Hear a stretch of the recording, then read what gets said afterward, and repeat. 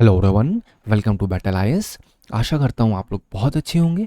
आज हम 18 of October का न्यूज़पेपर एनालिसिस करेंगे। इसमें टोटल मैंने 4 आर्टिकल लिए हैं, जिसमें पहला आर्टिकल बात करता है इंडिया और जापान का कंबाइंड फंड इन्वेस्टमेंट करेगा इका मोबिलिटी में। मैं इस आर्टिकल में आपको समझाऊंगा कौन इस फंड को मैनेज करता है, जिसका नाम नीफ है। नीफ के बारे में बताऊंगा, इससे कनेक्टेड जो पीवाईक्यू पूछे गए हैं वो मैं डिस्कस करूंगा। और इस इन्वेस्टमेंट जो कि इका मोबिलिटी में हुआ है, ये किस तरीके से इंडिया के पब्लिक ट्रांसपोर्ट को ट्रांसफॉर्म करेगा, वो भी आपके साथ में डिस्कस करूंगा। इसी से कनेक्टेड GS2 2013 में क्वेश्चन पूछा गया, जो कि IR सेक्शन में है, क्योंकि ये जो आर्टिकल है ये GS पेपर 2 और 3 दोनों के लिए रेलेवेंट है। 2 के लिए इसलिए क्योंकि ये इंटरनेशनल रिलेशन पे डिस्कस करता है, इंडिया और जापान के रिलेशन। साथ ही साथ यहाँ पे GS पेपर 3 जो इकोनॉमिक सेक्शन है उसके ऊपर भी बात होती है। आप नोटिस करोगे ये जो आर्टिकल बताऊंगा, इस आर्टिकल के पॉइंट्स का इस्तेमाल करके आप इस क्वेश्चन को सॉल्व कर पाएंगे। इस क्वेश्चन का एक प्रॉपर इन डिटेल सोल्यूशन भी आपके सामने प्रेजेंट करूंगा, जिससे आप समझेंगे कैसे इंट्रो करना है, कैसे बॉडी बनानी है और कैसे कंक्लूड कर देना है। सेकेंड आर्टिकल बात करता है रोटावैक वैक्सीन की स्टडी के ऊपर स्टडी हुई है। तो मैं बताऊंगा क्या है रोटावैक वैक्सीन, क्या है रोटा वायरस, और किस तरीके से इसको UIP, जिसे यूनिवर्सल इम्यूनाइजेशन प्रोग्राम भी कहते हैं, उसमें इंक्लूड किया गया है। फिर यहीं पे आपको मैं वैक्सीन डेवलपमेंट के ऊपर भी डिस्कस करूंगा। इसी में आपको मैं रिकॉम्बिनेंट वेक्टर वैक्सीन के बारे में बताऊंगा। फिर इससे कनेक्टेड जो PYQs उठे हैं वो भी आपके साथ में डिस्कस करूंगा। थर्ड आर्टिकल बात करता है आईमैक और इजिप्ट की पोजीशन के ऊपर। मैं बताऊंगा कि आईमैक क्या है। आईमैक के बारे में कई बार आर्टिकल समझा है, जैसे India, middle east, Europe economic corridor. तो उसके ऊपर इजिप्ट ने क्या बोला है मैं वो बताऊंगा, क्यों बोला है वो भी आपको मैं बताऊंगा। और हम समझेंगे किस तरीके से इजिप्ट ने एक अपॉर्चुनिटी, या फिर इजिप्ट हमारे सामने एक ऑप्शन प्रेजेंट कर रहा है कि अगर जियोपॉलिटिकल सिचुएशन सही नहीं होती है तो हम कौन सा दूसरा ऑल्टरनेटिव अपना सकते हैं। ये काफ़ी कुछ आपसे इस आर्टिकल में डिस्कस करूंगा मैं। लास्ट आर्टिकल बात करता है US की प्रेजेंस कैरिबियन आइलैंड में बढ़ रही है, तो इससे वेनेजुला क्यों दिक्कत में है, वेनेजुला कैसे रिएक्ट कर रहा है मैं वो बताऊंगा। वेनेजुला की पॉलिटिक्स कैसे इन्फ्लुएंस हो रही है वो भी मैं डिस्कस करूंगा। फिर कैरिबियन आइलैंड की ज्योग्राफी आपको बताऊंगा। यहाँ पे जो कुछ कंट्रीज़ हैं जिसका रिलेवेंस काफ़ी ज़्यादा है, जैसे ट्रिनिडाड एंड टोबैगो, जहाँ पे रिसेंटली प्राइम मिनिस्टर की विजिट हुई थी। वहीं पे जो एक कम्युनिटी है जिसका नाम है गिरमितिया कम्युनिटी, उनको OCI देने की भी बात की गई थी। तो उसके ऊपर भी एक आपको मैं सप्लीमेंट्री इन्फॉर्मेशन कनेक्ट करूंगा। हमेशा आप एक चीज़ देख रहे होंगे कि मैं कभी भी आर्टिकल अगर आपको पॉलिटी का समझा रहा हूँ तो उसमें ज्योग्राफी भी इंक्लूड करता हूँ, हिस्ट्री भी इंक्लूड करता हूँ, जिससे आपकी एक मल्टी डायमेंशनल वे में आपकी अंडरस्टैंडिंग डेवलप हो सके। इस पूरे आर्टिकल का PDF आप बैटल आइस के टेलीग्राम चैनल से डाउनलोड कर सकते हैं। चलिए स्टार्ट करते हैं अपना पहला आर्टिकल। पहला आर्टिकल अगर आप देखोगे तो बहुत छोटा सा आर्टिकल है, 8 से 10 लाइन में आर्टिकल को निपटा दिया गया है। लेकिन कभी भी आर्टिकल की लेंथ पे जाकर के उसकी सिग्निफिकेंस मत डिसाइड करिए। हमेशा उसके अंदर जो टर्म्स यूज हैं उसको देखिए। लिखा पहला क्या है, नीफ। तो पहले आपको मैं नीफ के बारे में बताता हूँ। ये इंडियन गवर्नमेंट के द्वारा 2015 में एक फंड बनाया गया था, ठीक है। इस फंड का मेन काम क्या था, जो इंडिया में इंफ्रास्ट्रक्चर प्रोजेक्ट्स होते हैं उसको फंड करना। अब वो जो फंडिंग होगी मतलब पैसा आएगा, तो पैसा कहाँ से आएगा, उस पैसे को या तो हम डोमेस्टिक इन्वेस्टर्स से लेंगे या तो ग्लोबल इन्वेस्टर्स से लेंगे। एक तो दो तरीका हो गया। तीसरा तरीका, गवर्नमेंट खुद इसमें पैसा डालती है, जिससे अगर गवर्नमेंट पैसा डाली मतलब गवर्नमेंट इन्वेस्टमेंट कर रही है, तो मतलब रिटर्न मिलेगा तो गवर्नमेंट को भी तो प्रॉफिट होगा ना इससे। तो बेसिकली फंड का मेन पर्पस क्या है, वो है इन्वेस्टमेंट करना, किसमें, इंफ्रा में और अलग अलग सेक्टर्स में। इसीलिए इसमें अलग अलग टाइप के फंड बनाए गए हैं। जैसे एक इंफ्रा फंड है, फिर आप सेक्टर बेस्ड फंड है, फिर आपका ग्रोथ इक्विटी फंड इसमें आता है। ओनरशिप की बात की जाए तो इस बॉडी में 49% ओनरशिप गवर्नमेंट ऑफ इंडिया की है, बाकी इंटरनेशनल और डोमेस्टिक इन्वेस्टर्स इसमें आते हैं। की फोकस एरिया देखा जाए तो रोड, पोर्ट, एयरपोर्ट, एनर्जी, ये सारे के सारे की फोकस एरियाज होते हैं। अभी रिसेंट में देखो तो यहाँ पे इंडिया और जापान का एक फंड है, जो कौन हैंडल कर रहा है, नीफ हैंडल कर रहा है। तो जरूरी नहीं कल जापान का फंड होगा, ऐसा भी हो सकता है कि इंडिया और USA का फंड होगा, अगर USA ने इसमें इन्वेस्टमेंट किया होगा। बट पर्टिकुलरली इस आर्टिकल में बात हो रही है इंडिया और जापान का जो कंबाइंड फंड है, मैनेज किया जा रहा है नीफ के द्वारा। उन्होंने अनाउंस किया है कि भैया हम 500 करोड़ का इन्वेस्टमेंट करेंगे इका मोबिलिटी में। ये एक इलेक्ट्रिक इलेक्ट्रिक व्हीकल मैन्युफैक्चरर हैं। इसमें पर्पस क्या है कि भैया ये लोग जो इलेक्ट्रिक बसेस हैं और लाइट कमर्शियल व्हीकल्स हैं, इसमें इनका स्पेशलाइजेशन है और इसका प्रोडक्शन बढ़ाया जाए इंडिया में। और जब प्रोडक्शन बढ़ेगा तो कहीं ना कहीं जो इंडिया का जो डोमेस्टिक इकोसिस्टम है, डोमेस्टिक मैन्युफैक्चरिंग है, वो प्रमोट होगी अंडर मेक इन इंडिया और आत्मनिर्भर भारत। सिग्निफिकेंस अगर मैं बात करूं तो इससे इंडिया और इकोनॉमिक पार्टनरशिप अच्छी होगी, जो ईवी इकोसिस्टम है उसको बूस्ट मिलेगा, साथ ही साथ जो फॉरेन इन्वेस्टमेंट है उसको भी एनकरेजमेंट मिलेगा। तो आर्टिकल का मेन कॉन्सेप्ट ये है कि नीफ के का इन्वेस्टमेंट हुआ है किसमें, ई का मोबिलिटी में, आप ऐसे ही बोल सकते हो। लेकिन अगर पर्टिकुलरली सब ग्रुप बताया जाए तो नीफ के जो हैंडलिंग करता है, नीफ इंडिया और जापान का फंड, उन्होंने ये एक पूरा इन्वेस्टमेंट किया हुआ है। ठीक है, चलो अब हम लोग बात करते हैं आपका यूपीएससी 2017 का क्वेश्चन, जो कि नीफ के ऊपर ही आया हुआ है, national investment and infra fund, which of the following statement is are correct. तो क्या है, it is an organ of NITI Aayog. अभी जब मैंने आपको पूरा समझाया, कहीं पे भी मैंने नीति आयोग नहीं लिखा हुआ है, ठीक है। तो ये एक गवर्नमेंट के द्वारा सॉवरिन वेल्थ फंड है। कहीं पर भी आपको एक वर्ड सॉवरिन दिखे तो समझ जाइए गवर्नमेंट के ऊपर बात हो रही है। तो क्या ये ऑर्गन है नीति आयोग का? नहीं। तो नीति आयोग क्या है? अगर ये स्टेटमेंट गलत है तो इसका सही क्या है?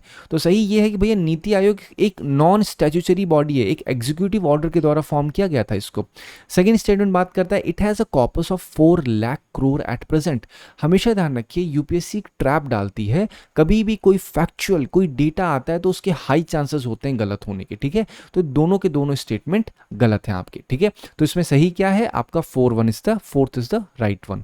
अब हम बात करते हैं इस क्वेश्चन के ऊपर। क्वेश्चन कह रहा है कि economic ties between India and Japan while growing in recent years are still far below their potential.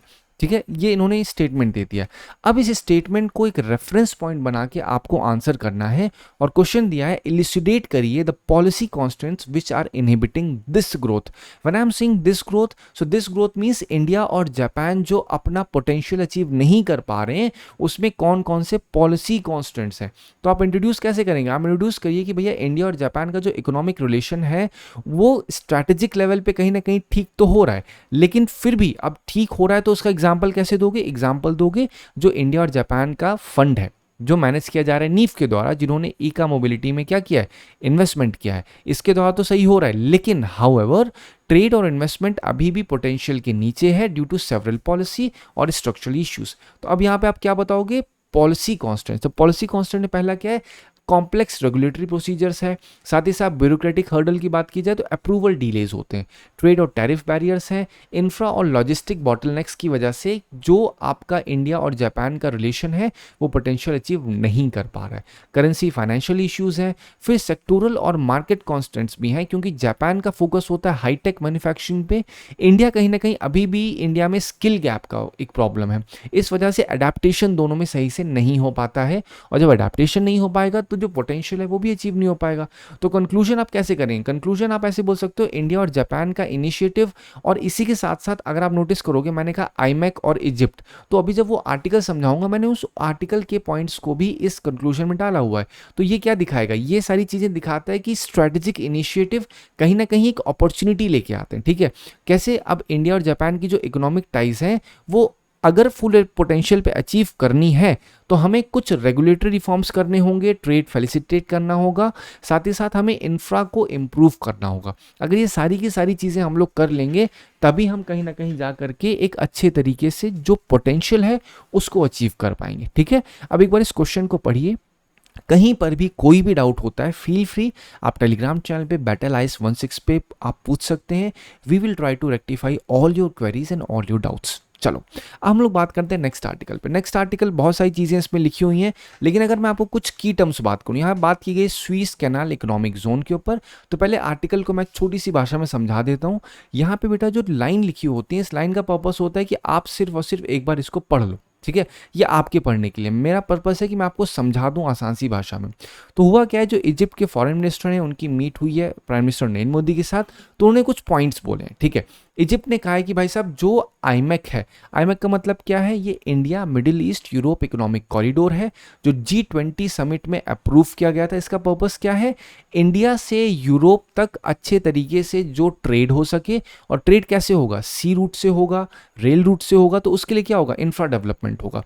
तो इजिप्ट ने कहा भाई साहब अगर आपको आईमैक की सक्सेस चाहिए तो आपको पहले पैलेस्टीन इशू, सही से सॉल्व करना होगा, मतलब आपको इंश्योर करना होगा कि भाई अगर पीस रीजन में है और अगर पैलेस्टीन का इशू सॉल्व हो चुका है तभी आईमैक कहीं ना कहीं आगे बढ़ पाएगा, नहीं तो आईमैक की सक्सेस नहीं हो पाएगी। ठीक है, ये इन्होंने चीज़ कही है।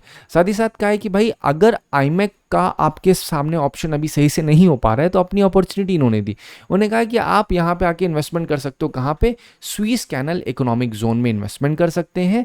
और यहाँ पे ऑलरेडी चाइना और रशिया के इंडस्ट्रियल जोन्स हैं, तो इजिप्ट ने इंट्रोड्यूस किया है इंडिया को भी इससे और इनवाइट किया है कि आप आइए, अगर आप यहाँ इन्वेस्टमेंट करोगे और जो डिफरेंट डिफरेंट सेक्टर्स पे फोकस है, जैसे आपका केमिकल हो गया, मिनरल्स हो गया, फार्मास्यूटिकल्स हो गया, तो अगर इन सेक्टर्स पे फोकस होगा तो हमारा ट्रेड जो है, हमारे बीच में जो बायलैटरल ट्रेड है वो डबल हो जाएगा करेंटली, जो कि 5 बिलियन है। ठीक है, तो अगर एक लाइन में आपको बताना हो तो क्या है, तो इजिप्ट के जो फाइनेंस मिनिस्टर हैं उनका कहना है, फॉरेन मिनिस्टर हैं, उनका सिंपल से कहना है कि भाई साहब आप आकर के जो आपका स्विस कैनाल इकोनॉमिक जोन है वहां पे आके इन्वेस्टमेंट करिए। तो अब समझ लेते हैं व्हाट इज एससी जोन।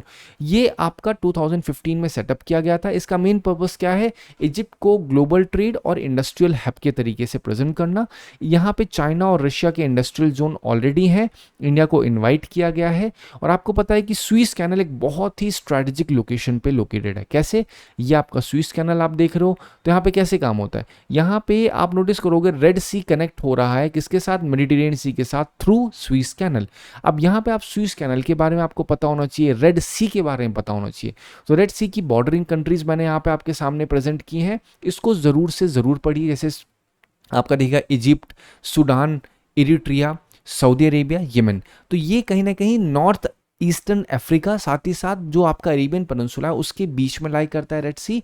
ये मेडिटेरेनियन और आपका रेड सी को कनेक्ट करता है स्विस कैनल। ठीक है, और यहाँ पे जो आपका बबल एल मंदब स्ट्रेट है, स्ट्रेट का मतलब क्या होता है, जो दो वाटर बॉडीज को कनेक्ट करने का रास्ता होता है उसे हम लोग स्ट्रेट कहते हैं। तो रेड सी और गल्फ ऑफ एडन को कनेक्ट करने के लिए बबल एल मंदब है। और यहीं पे आप रेड सी का अगर थोड़ा सा मैं आपको एक फीचर बताऊं तो यहाँ पे प्रेसिपिटेशन बहुत कम होता है। ठीक है, यहाँ पे कोई भी पेरेनियल रिवर एंटर नहीं करती है, इस वजह से यहाँ पे सैलिनिटी भी ज़्यादा होती है और ये आपका मोस्टली एरिड और डेजर्ट क्लाइमेट के अंडर में आता है। ठीक है, अब हम बात करें समड पाइपलाइन के ऊपर, तो स्विस कैनल क्या है, यहाँ पे एक रास्ता तो बन गया है, ऊपर से बना दिया मैन मेड, लेकिन इसी के नीचे से एक पाइपलाइन भी डाली गई जिसका नाम है स्विस मेडिटेरेनियन या फिर समड पाइपलाइन उसे कहते हैं। इसका मेन पर्पस क्या है, मान लेते हैं कि मिडिल ईस्ट में बहुत सिचुएशन खराब हो जाती है, वॉर स्टार्ट हो जाती है, तो कैसे एनर्जी सप्लाई होगी यूरोप में, कैसे ऑयल सप्लाई होगी, कैसे गैस की सप्लाई होगी, तो उसके लिए पाइपलाइन डाली गई है। कभी भी प्रॉब्लम हो रही है तो ये हम स्ट्रैटेजी यूज कर सकते हैं, स्विस जो आपकी समड पाइपलाइन है। ठीक है, तो आपको समड पाइपलाइन के ऊपर 24 में क्वेश्चन ही पूछा गया है, it is strategic route for Persian Gulf oil and natural gas shipment to Europe, is it right, absolutely this is right. Sumed pipeline connect the Red Sea with Mediterranean Sea, क्या ये statement सही है, absolutely this statement is also right, क्योंकि मैंने अभी आपको यहाँ पे समड पाइपलाइन के बारे में बता दिया है। फिर पूछ रहे हैं which one of the following are sharing borders with Red Sea, तो यहाँ पे आप एक बार पढ़िए और पढ़ के आप देखिए क्या इजराइल शेयर कर रहा है, क्या जिबूटी शेयर कर रहा है। आप पीछे जा करके या एक बार रेड सी का मैप देखिए तो आपको समझ में आएगा। तो ये चीज़ें आपको खुद से करनी होगी, कभी भी मैप में आपके सामने पढ़ दूँ, आंसर बता दूँ, that won't be beneficial for you. आप सिंपल रेड सी का मैप देखिए, उसके आसपास की बॉर्डरिंग कंट्रीज देखिए, तो आप आसानी समझ पाएंगे कौन सी इसकी बॉर्डर में है, कौन सी नहीं है। 24 में क्वेश्चन पूछा गया, consider following statement, red sea receives very little precipitation, is this right, yes. मैंने आपको अभी बताया कि रेड सी बहुत ही कम प्रेसिपिटेशन रिसीव करता है, कोई भी वाटर एंटर नहीं करता, this statement is also right. So दोनों स्टेटमेंट यहाँ पे सही हैं।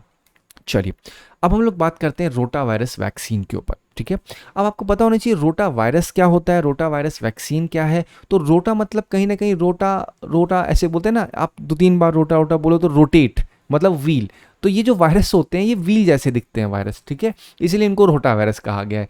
तो अब इंडिया ने एक इंडिजिनियस रोटा वायरस की वैक्सीन बनाई थी, बेसिकली बना चुकी है इंडिया, जिसे रोटा वैक कहते हैं। और इसको 2016 में जो यूनिवर्सल इम्यूनाइजेशन प्रोग्राम है, जहाँ पे हर एक बच्चे को गवर्नमेंट वैक्सीन लगाने की बात करती है, उसमें पर्टिकुलर बीमारियों के लिए पर्टिकुलर वैक्सीन होती हैं कि इन फ्यूचर बच्चों को कोई भी बीमारियां ना हो। जैसे आप BCG का इंजेक्शन देखते हो, हेपेटाइटिस हेपेटाइटिस का देखते हो, मीसल्स का देखते हो, ये सब क्या होता है, ये सब यूआईपी के अंडर कवर्ड है। तो उसमें हमने 2016 में ही रोटावैक को इंक्लूड कर दिया गया था, जिससे रियल वर्ल्ड का सिनेरियो देखा जा सके। तो अभी जो स्टडी हुई उसमें 54% कहीं ना कहीं इफेक्टिवनेस देखने को मिली है रोटावैक वैक्सीन की। तो ये क्या है, ये जो रोटावैक वैक्सीन थी ये पब्लिक प्राइवेट पार्टनरशिप के थ्रू डेवलप की गई थी, मतलब पब्लिक पार्टिसिपेशन भी था, प्राइवेट पार्टिसिपेशन भी था, और इसमें यह भी चीज़ कही गई कि भैया जो आपकी वैक्सीन है वो बहुत ही अच्छे तरीके से वर्क कर रही है आउटसाइड ट्रायल्स भी। 2016 में लॉन्च तो कर दिया गया था, लेकिन अभी स्टडी करके हम देख रहे हैं कि भैया कितनी सक्सेसफुल रही है। तो इसकी सक्सेस कहीं ना कहीं काफ़ी सही देखी गई है। चलो, अब रोटा वायरस के बारे में क्या है, ये बहुत ही हाईली कंटेजियस वायरस होता है। अब ये वायरस क्या होता है, जो आपके छोटे बच्चे होते हैं, ठीक है, छोटे बच्चों की जो आपकी इंटेस्टाइनल में जो सेल्स होती हैं, जो लाइनिंग्स होती हैं, वो पहली बात तो कमज़ोर होती हैं। तो यहाँ पे कभी भी अगर ये रोटा वायरस एंटर करता है तो इससे बहुत ही सीवियर डायरिया, फिर आपका गैस्ट्रो एंटराइटिस होने के बहुत ज़्यादा चांसेस होते हैं, जो बच्चे 5 साल से कम उम्र के होते हैं। अगर आप पूरी एनुअली की बात की जाए तो इंडिया में अप्रॉक्सीमेटली 1,28,000 से ज़्यादा बच्चों की मौत हुई है इसमें, ठीक है। तो आप समझ सकते हैं कि क्या इसकी सिग्निफिकेंस हो जाती है, क्यों इतना ज़्यादा रोटा वायरस वैक्सीन को डेवलप करने के ऊपर बात की गई। अगर मैं ट्रांसमिशन की बात करूं तो यहाँ पे क्या होता है, जो आपका फीकल और ओरल रूट से ये ट्रांसफ़र होता है वायरस, जो कि कंटैमिनेटेड वाटर और फूड से होता है। सिम्टम आपको पहले बता दिया, डायरिया, वॉमिटिंग, फीवर, डिहाइड्रेशन इसके सिम्टम्स होते हैं। प्रिवेंशन क्या है, प्रिवेंशन ये होता है वैक्सीनेशन एक प्रिवेंशन है, जैसे आपका रोटावैक आपको मैंने बताया। इंडिया में वैक्सीन क्या है, रोटावैक उसका नाम है। ये कैसे दी जाती है, 6, 10 और 14वें वीक पे जनरली वैक्सीन प्रोवाइड की जाती है। रोटा वायरस, अब देख लो ना, मैंने कहा व्हील जैसा, तो ये गोल गोल वायरस है, बस इतना ही समझ लो आप लोग, ठीक है। चलिए, अब मैं बात करता हूँ यूआईपी के बारे में, what is universal immunization program. तो ये 1985 में लॉन्च किया गया था, इसको यूआईपी में कन्वर्ट कर दिया गया, फिर फाइनली नाम दे दिया गया। ये फ्री वैक्सीनेशन हर एक एलिजिबल चिल्ड्रन को, प्रेग्नेंट वुमेन को दिया जाता है। क्या पर्पस होता है, इसमें वैक्सीन दी जाती है, ठीक है, जिससे वो सारी डिसीजेस प्रिवेंट की जा सकें जिसके फ्यूचर में होने के चांसेस होते हैं। कौन कौन सी डिसीज़, जैसे आपको पता है ट्यूबरकुलोसिस एक डिसीज़ है, हेपेटाइटिस है, फिर डिफरेंट डिफरेंट टाइप की जो डिसीज़ होती हैं उन सब को पहले ही दे दिया जाए, जिससे इम्यून का डेवलपमेंट हो जाए बच्चों का, ठीक है। प्रेग्नेंट वुमेन्स को जनरली क्या दिया जाता है, इनको टिटनेस का इंजेक्शन दिया जाता है, जिससे कभी भी कोई टिटनेस की प्रॉब्लम इनको ना हो, क्योंकि इनको होगा तो बच्चे पे भी इसका इम्पैक्ट पड़ेगा। ये इंडिया का जो नेशनल हेल्थ मिशन है, हेल्थ फॉर ऑल के ऊपर मेंस में क्वेश्चन ही पूछा गया था, तो उससे कनेक्टेड भी आपको पता होना चाहिए कि भाई यूआईपी का बहुत ज़्यादा सिग्निफिकेंस है। यहाँ पे क्या होता है, रूटीन और सप्लीमेंट्री इम्यूनाइजेशन कैंपेन्स रन की जाती हैं, जिससे हर वो बच्चा कवर हो सके जिसको होने के चांसेस हैं। बेसिकली कवर हर एक बच्चे को करती है। क्वेश्चन ऐसे बोल सकते हैं, क्या सारे एडल्ट भी कवर होते हैं, आंसर इज नहीं। ये पर्टिकुलरली मेन फोकस होता है बच्चे और प्रेग्नेंट वुमेन के ऊपर। बाकी जो वैक्सीन्स होती हैं वो सेक्टर स्पेसिफिक होती हैं, जहाँ पे रखा आता है हाँ ये सेक्टर या ये रीजन बहुत ज़्यादा वल्नरेबल है इस वजह से, तो यहाँ पे वैक्सीन लॉन्च करेंगे, बट यूआईपी में उसको नहीं डाला जाता है, ठीक है। 21 में क्वेश्चन देखिए क्या पूछा गया है, with reference to recent development regarding recombinant vector vaccine consider the following statement. अब यहाँ पे क्या है, रिकॉम्बिनेंट वेक्टर वैक्सीन मतलब यहाँ पे दो तरीके से बनाया गया। पहली चीज़ क्या की गई है, जो वायरस होता है उसका स्ट्रेन, उसका डेड स्ट्रेन डाला गया, वन। दूसरी चीज़ क्या है, जो बीमारी होती है, जो बॉडी के सेल्स होते हैं उसको भी उसके जीन्स को उठा करके मिक्स कर दिया जाएगा, और इसीलिए बोलते हैं ना जो वायरस होगा वो वेक्टर बन जाएगा, और जो आपकी बॉडी के इम्यून सेल है, जो जीन है, ठीक है, जो इम्पैक्ट होती है उस वायरस से, उसको भी पिक किया जाएगा और उसको मिला के एक वैक्सीन बना दी जाएगी। तो कह रहे हैं भैया क्या जेनेटिक इंजीनियरिंग अप्लाई की जाती है, एब्सोल्युटली की जाती है। Bacteria and virus are used as vector, absolutely yes, क्योंकि वायरस क्या है, वायरस तो आपको मैंने बताया वेक्टर तरीके यूज होंगे, बैक्टीरिया मतलब आपकी बॉडी से भी तो निकाले जा रहे हैं ना, तो इस वजह से इसमें दोनों की दोनों चीज़ें यूज़ की जाती हैं। So both statement are right. अब यहाँ पे 2019 में क्वेश्चन देखिए, ये आप खुद से करिए, विच one of the following is not correct. ये मैंने इसलिए दिया क्योंकि यूआईपी यहाँ पे डिस्कस था, ठीक है। अब अगर आप आर्टिकल को देखो तो इस आर्टिकल में देखिए क्या क्या लिखा है, यहाँ पे यूआईपी के ऊपर डिस्कशन किया गया है, इस वजह से यूआईपी के अंदर जो डिफरेंट डिफरेंट वैक्सीन्स लगती हैं वो भी आपको पता होनी चाहिए। अगर वो नहीं पता होंगी तो आप इस क्वेश्चन को सही से सॉल्व नहीं कर पाएंगे, ठीक है। चलिए अब हम लोग बात करते हैं नेक्स्ट आर्टिकल पे। नेक्स्ट आर्टिकल बात करता है यूएसए क्यों अपनी प्रेजेंस कैरिबियन आइलैंड में बढ़ा रहा है। तो पहला रीज़न यूएसए ने बोला है भैया हम लोग ड्रग ट्रैफिकिंग को बहुत कॉम्बैट करने की कोशिश कर रहे हैं, ठीक है। साथ ही साथ कहीं ना कहीं क्या है, जो वेनेजुला की मडूरो गवर्नमेंट है उसके ऊपर प्रेशर क्रिएट किया जा रहा है कि आप लोग जो फॉरेनर इन्फ्लुएंस है, फॉरेन इन्फ्लुएंस है, उसको कम करिए। जैसे रशिया, चाइना, ईरान का इन्फ्लुएंस वेनेजुला में ज़्यादा बढ़ रहा है, तो इस वजह से यूएसए को दिक्कत हो रही है कि अगर वहाँ पे इनका इन्फ्लुएंस बढ़ेगा तो कैरिबियन के जस्ट ऊपर क्या है, कैरिबियन आइलैंड के ऊपर अमेरिका बैठा पड़ा है, तो उसको दिक्कत हो रही है कि मेरी सॉवरेनिटी के ऊपर प्रॉब्लम आ सकती है। साथ ही साथ जो मैरिटाइम रूट है उसको सिक्योर करना भी यूएसए का एक ऑब्जेक्टिव है, टू मेक श्योर कि यूएसए की डोमिनेंस पूरे वेस्टर्न हेमिस्फीयर में बनी रहे, अपना खुद का ट्रेड, एनर्जी सप्लाई भी अच्छे तरीके से मेंटेन करना, और जो डोमेस्टिक पॉलिटिकल एडवांटेज है उसको भी अच्छे तरीके से इन लोग को एक अपॉर्चुनिस्ट, एक बेसिकली देखा जाए तो यूएसए क्या हो रहा है, यूएसए के सामने एक अपॉर्चुनिटी आ रही है, उन्हें लग रहा है कि भाई अभी ये मौका है ड्रग ट्रैफिकिंग का नाम दे करके हम इसे कॉम्बैट कर सकते हैं, क्योंकि अभी कोई ह्यूमन राइट वाला नहीं बोले, क्योंकि ऑलरेडी पूरी दुनिया में दिक्कत चल रही है। इसीलिए नोटिस करोगे अभी थोड़े दिन पहले क्या है, यूएसए ने कुछ स्ट्राइक्स की थी जिसमें कई लोग मारे गए थे, जिसमें आपका वेनेजुला के सिटीजन्स भी थे, फिर यहीं पे और जो बगल में कंट्रीज है कोलंबिया, उन्होंने ही बात बोली कि हमारे सिटीजन्स भी मारे गए। So this is not the right move. ये कहीं ना कहीं यूएसए की तरफ से डोमिनेंस शो किया जा रहा है जो कि इन कंट्रीज को नहीं पसंद आ रहा। इसी वजह से वेनेजुला ने क्या किया, वेनेजुला ने अपने ट्रूप्स की पेट्रोलिंग स्टार्ट कर दी यहाँ पे।